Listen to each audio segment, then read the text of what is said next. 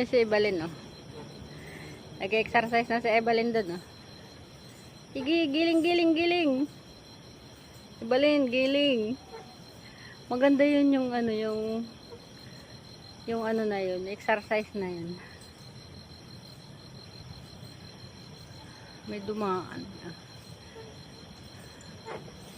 9, ano na guys ng gabi, 9:30. Naisipan ko lumabas. Para lang mag ano.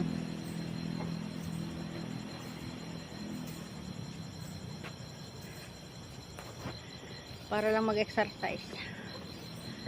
Galingan mo, Ebalyn. Ikimbot mo, kimbot, kimbot, kimbot. Ayan, oh. Pampapasiksiyan guys, oh. Yung ano na yan, oh.